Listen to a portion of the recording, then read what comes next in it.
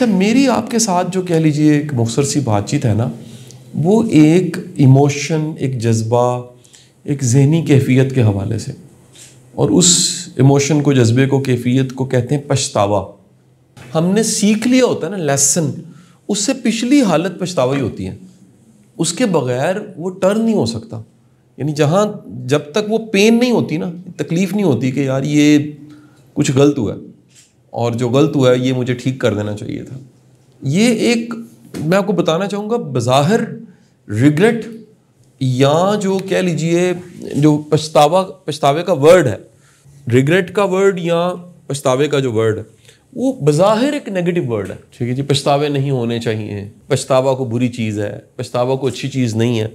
लेकिन मैं बताऊं कि इंसान को बदलने के लिए अगर कोई एक टॉनिक है तो वो रिग्रेट का टॉनिक है, पछतावे का टॉनिक। इतना ताकतवर है, इतना ताकतवर है, क्योंकि होता यह है कि जो आपकी गलती होती है ना, उस गलती से जो आपने सबक सीखा होता है, उस सबक पे अमल करने के लिए अपनी कीमत अदा कर दी होती है।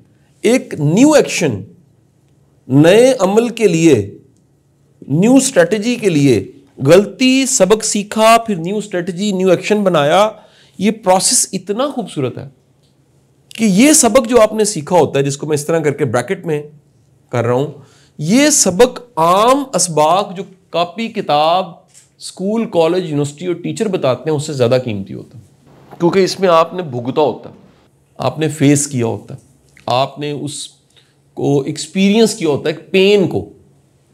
जो इंसानी नफ्सियात है ना जी, बुनियादी इंसानी साइकोलॉजी, इंसान, दुनिया का हर इंसान वो एक चीज़ से बचना चाहता है और एक चीज़ को हासिल करना चाहता है। ये इंसान की बड़ी बेसिक साइकोलॉजी है। वो एक चीज़ जिसे बचना चाहता है वो पेन है, पेन, और जिसे हासिल करना चाहता है वो खुशी या प्लेजर। हर इंसान के अंदर ये बाय डिफॉल्ट। अच्छा, जब ये नहीं होता ना ऐसा, तो हम जिंदा ही नहीं होते। हम बेसिकली दो चीज़ों को एक्सपीरियंस करते करते ज़िंदगी में आगे बढ़ते हैं। वन इज़ दी पेन से बचना, दूसरा खुशी को हासिल करना। ये जो पेन आती है ना, गलती से जो तकलीफ मिलती है, इससे एक तकलीफ मिलती है, पेन, और उस पेन से कहीं सबक बनता है। ये इतना ताकतवर अमल है कि यहां इस सारे अमल से, वो सबक से जो चीज हिट होती है, यानी बिल्कुल पाश हो जाती है। सबक सीखने से पहले की मैं हालत बता रहा हूं, पछतावे की हालत में, वो आपकी ईगो हिट हो जाती है। ईगो टूटे बगैर नहीं बंदा सीख सकता। ईगो इतनी खतरनाक चीज है कि तकब्बुर जो है वो अल्लाह की कहा जाता है चादर है, शान वाला है, रब्बे जुल जलाल है, इतना शान वाला रब है, अजल ता अबद है, उसने कुन कहा फाया कून हो गया, उसके ताकत कितनी है, उसके खजाने कितने हैं, वो कादिर कितना है, वो किसी का मोहताज नहीं है। ठीक है जी, मतलब उसकी शान ये, उसकी कोई औलाद नहीं है उसकी। हम कुल हो अल्लाह पढ़ते हैं, ठीक है, ना वो किसी का बेटा है, ना उसकी कोई औलाद है, उसकी कोई एक्सटेंशन नहीं, वो जब से है अजल ता अबद वो है, उसकी बादशाहत जो है वो हमेशा कायम। इंसान के साथ ऐसे नहीं है। इंसान जब भी कभी गलती करता है तो उसके पीछे कहीं ना कहीं ईगो की कोई शक्ल मौजूद होती है। ये कहीं, ये जुमला ज़हन में रखिएगा, ईगो के अंदर इतनी ताकत है, नेगेटिव ताकत, ईगो, ये ना शेप्स चेंज करती है, ये ऐसे ऐसे लिबादे बनाती है, ऐसे ऐसे स्ट्रेटजीज बनाती है। ये नेकी की ईगो होती है, पता है आपको, कुछ लोगों में होती है मैं बख्शा जाऊंगा, ये नहीं बख्शा जाएगा, वो ईगो है। फिर ईगो की एक शक्ल है मुझे पता है, इसको नहीं पता। फिर ईगो की शक्ल है मैं बेहतर हूं, ये बेहतर नहीं है। फिर ईगो की शक्ल ये है मैं सुपीरियर हूं, ये इंफीरियर है। ईगो की शक्ल ये है कि मेरी ज़ात बेहतर है, इसकी ज़ात बेहतर नहीं है। ईगो की शक्ल ये मैं पढ़ा लिखा हूं, ये अनपढ़ है। ईगो की शक्ल है मेरा रंग गोरा है, इसका काला है। ईगो की शक्ल ये है तासुब की शक्ल में, मैं अच्छे इलाके से हूं, ये अच्छे इलाके से नहीं है। ईगो की शक्ल ये मैं इख्तियार रखता हूं और ये मैं हाकिम हूं, ये महकूम है। ईगो की इतनी शक्लें, और ये हमारे अंदर ऐसे ऐसे शेप में पड़ी होती है, ऐसी ऐसी शेप्स में पड़ी होती है।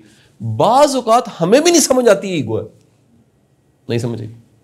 या मैं मिसाल दे समझाने के लिए कि आपके कोई ऐसे कपड़े आपने पहने हुए थे कि आपको नहीं पता था कि वो कांटों से नहीं बच सकते, यानी वो थोड़े से खुले डुले से लिबास की शक्ल में, चुस्त नहीं था, स्ट्रेच नहीं था, और रास्ता सारा खारदार था, कांटों से भरा हुआ। आप करते करते करते करते कहीं पहुंचे, जहां पहुंचे वहां जाके पता लगा मेरे कपड़े जगह जगह से फटे हुए हैं। तो आपको पता लगा कि वो कांटे तो थे लेकिन मेरे कपड़े ही ऐसे थे कि उस रास्ते में उन्होंने क्या होना था, फट जाना था। उस रास्ते के लिए उस तरह के कपड़े मुझे नहीं चाहिए। ईगो, जब तक आप हिट नहीं होते, गलती नहीं करते, पेन नहीं आती, सबक नहीं आता, ईगो हिट नहीं होती। कुछ लोगों में साइकोलॉजिकली, नफ्सियाती तौर पे एक प्रॉब्लम होती है जिससे वो ईगो बचा लेते हैं और सबक नहीं सीखते। ईगो बचाने का मतलब क्या है? वो मानते नहीं है गलती है। ये बदतरीन हालत है इंसान की। सबसे बदतरीन हालत यह है कि वो अपनी गलती ही ना मान सके। वो पेन से बचने के लिए वो सबक ना हासिल करे और नया एक्शन भी ना ले, फिर पुरानी तरतीब पे चले कि नहीं जी मैंने नहीं सीखना, मैं वैसे ही चलूंगा जैसे पहले चल रहा था। लिहाजा वो जो सबक मिलना था, जो पेन थी और जो गलती, उसकी रियलाइजेशन ही ना हो। ये बदतरीन हालत है। ठीक है जी। तो पहले तो हम दुआ मांगें कि या बारी ताला हमें नफ्स की वो गलतियां, अव्वल तो नफ्स की गलतियों से बचा, लेकिन नफ्स की वो गलतियां जिससे कुछ हम सीख ही ना सकें और कोई तरतीब ही ना बदल सकें। अब ये सारा ये जो प्रोसेस है, ये जो पेन होती है, ये भी रिग्रेट है, पछतावा है। ये कमाल का जज्बा है जिसको मैंने कहा जी इतनी ताकत है रिग्रेट के अंदर कि अगर आप रिग्रेट को समझें तो इसको हम अब इस्लामिक कॉन्सेप्ट से जरा समझते हैं। गलती की आपने, गुनाह, इस्लाम की टर्म में गलती का मतलब है गुनाह। गुनाह किया और आपको शर्मिंदगी हुई, वो था रिग्रेट। यानी अभी गलती हुई है और गलती के बाद क्या हुआ है? शर्मिंदगी हुई है, रिग्रेट हुआ है। अल्लाह कह रहा है मुझे वो बंदा बड़ा पसंद है, मुझे अपना वो बंदा बड़ा पसंद है।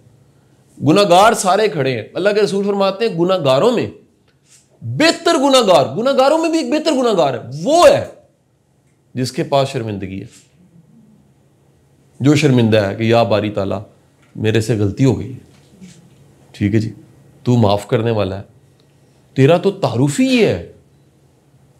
नहीं, सबसे बड़ा तो इतने तारुफ है अल्लाह के। एक तारुफ ये है, वो कह रहा है कि ये मत भूलना मैं माफ करने वाला हूं, मैं दरगुजर कर देता हूं, मैं मुकम्मल माफ कर देता हूं, मुझे किसी से नहीं पूछना। तो ये जो रिग्रेट की हालत है ना, ये तो अल्लाह को भी पसंद है भाई। ये किसी में शर्मिंदगी हो, पछतावा हो, आप माफ नहीं किसी को कर देते, किसी से कोई गलती हो, वो शर्मिंदा हो तो आप कहते हैं यार चल यार छोड़ो, कोई नहीं, हो गया ना बस, नहीं जी मैं वो अभी आप कहते हैं ना माफी भी ना, ओ छोड़ो जी छोड़ो, कोई बात नहीं। ये क्या है? ये आपका बड़ापन है, लेकिन उसका भी बड़ापन है जो शर्मिंदा हो गया। बदकिस्मत वो है जो शर्मिंदा ही नहीं हो सकता। जब कुछ लोगों का नफ्स उस हालत में होता है जहां पर वो माफी मांगते हैं, अगेन वो पेन में जाके माफी नहीं मांगते, नहीं, वो पेन से बचने के लिए रस्मन माफी मांग के सीखे बगैर आगे निकल जाते हैं। समझ कि नहीं? यानी गलती हुई, पछतावा ही नहीं हुआ, क्योंकि पछतावा पेन है, वो पेन देना नहीं चाहते अपने आप को। वो कहते हैं मैं क्यों पेन दूं? ईगो इतनी हाई है, ईगो इतनी ज्यादा है, वो कहते हैं अच्छा यार जान छूटती है ना तो माफी मांगो, जान छुड़ा के आगे निकलो, सीखो ना। ऐसा बंदा बीमार है। क्या बोला मैंने? ऐसा बंदा जो ये समझ ही ना पाए कि यार मेरी ईगो इतनी हाई है। ईगो का आसान मैं नाम दे रहा हूं, वो है गलत फहमी अपने बारे में। हाँ, अपने बारे में गलत फहमी। मसलन आपको गलत फहमी मैंने तो कभी मरना ही नहीं, भाई सबने मरना है। अपने बारे में गलत फहमी मैं तो हमेशा ठीक होता हूं। कोई दुनिया का बंदा दावा नहीं कर सकता, सिर्फ पाक जात अल्लाह की है, नबी रसूल की जात है। हम सारे गलतियों के मजमू हैं। जो मैं सोचता हूं वो बिल्कुल ठीक है। सर ये ईगो की शक्ल है, आपको गलत फहमी है। अपने बारे में गलत फहमी ईगो है। और अगर ये आपकी ईगो हाई है तो याद रखिए गलतियां हर इंसान करता है। क्या बोला? हम में से कोई ऐसा बंदा नहीं बैठा होगा जो गलती ना करे। हर बंदा गलती करता है। गलती करने वाला अगर उस पेन में, रिग्रेट की पेन में ना जाए और सीखे ना, और सीखने के बाद नई स्ट्रेटजी और नया एक्शन ना ले, तो ये जो एक बहुत बड़ा मकाम है जो अल्लाह ने आपको दिया, वो मकाम इंसान होना है, आपने वो लूज कर दिया। शैतान का मसला क्या था? तकब्बुर था, वो ईगो थी। वो कहता था नहीं जो मैं हूं ना जी, वो मैं हूं, उसको ये रिग्रेट, ये पेन, ये सबक, ये पछतावा, अगर फर्ज कीजिए गलती होती, पेन होती, सबक मिलता, तो वो फौरन कहता अल्लाह मियां मुझे माफ कर दे, जो तूने कहा वही ठीक है, मैं सजदा कर देता हूं। उसने कहा नहीं, मैं क्यों करूं, मैं क्यों करूं। उसकी दलील जो थी जिसपे वो कह रहा था कि मैं क्यों करूं, वो ईगो थी। शैतान की दलील का नाम क्या है? ईगो। और जब आप भी ईगो से कोई दलील दे रहे होते हैं तो वो शैतानी दलील होती है, शैतानी दलील होती है। इसीलिए फिर आप मुंह की खाते हैं। अल्लाह कहता है जी तुम गलती करोगे, तुम्हें पेन होगी, पछतावा होगा, तुम सबक सीखोगे, आगे बढ़ जाओगे। इसलिए अल्लाह के रसूल ने फरमा दिया, मोमिन एक सुराख से 2 बार नहीं डसा जाता, एक गलती को 2 बार नहीं करता। पहली बार गलती हो जाती है, फिर सीख के आइंदा बचता है। ये मोमिन की निशानी है। मोमिन, ईमान रखने वाला, गलती करके सीख के उसे दुरुस्त करके फिर वो आगे चलता है। यानी उसकी स्ट्रेटजी नहीं होती है, न्यू एक्शन लेता है, नए अमल की तरफ जाता है। ये जो मैंने सारा आपको प्रोसेस समझाया है ना, थोड़ा सा फिलोसफिकल करके, सिंपल करके, सादा अल्फाज में, मेरे बच्चों अपनी जिंदगी का इसको हिस्सा बना लो। आपको अंदाजा नहीं है यार, जो पढ़े हो तो आपने पढ़ना है, PNY ने पढ़ाना है, आपके ट्रेनर्स ने पढ़ाना है, टीचर्स ने पढ़ाना है, लेकिन ये लाइफ लेसन है। ये क्या है? मेरी जिंदगी के 2 तरह के उस्ताद हैं। आपके भी ऐसे ही होंगे, वक्त के साथ पता लगेगा 2 तरह के उस्ताद होते हैं।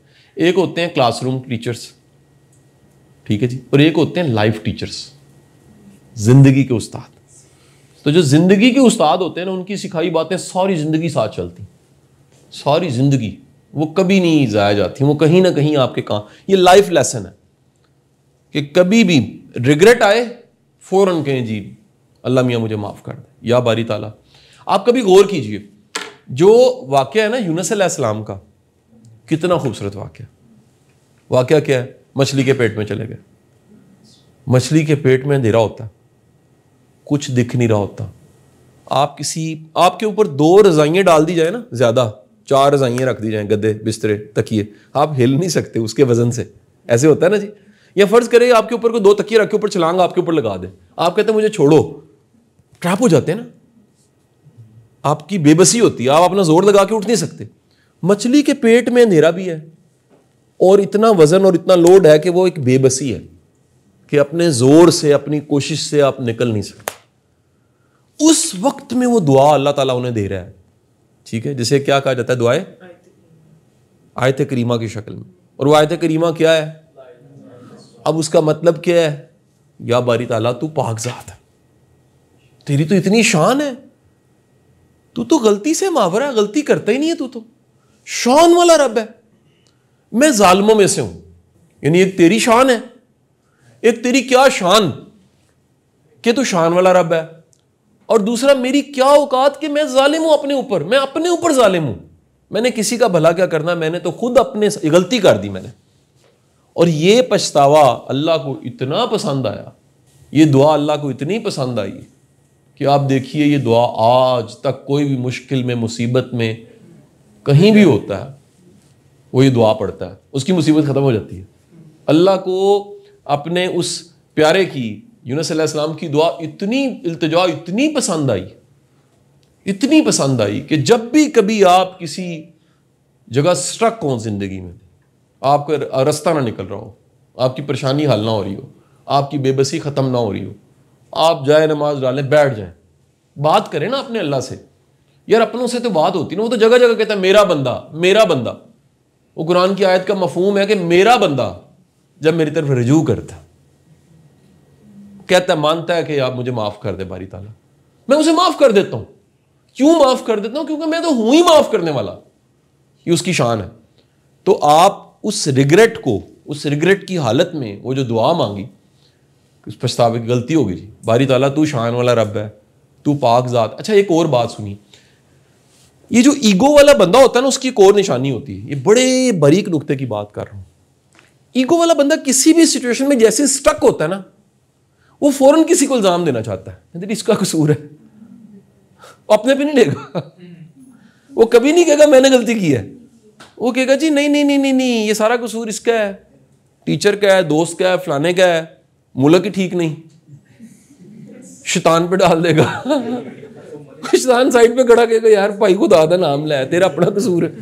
क्या समझ आई?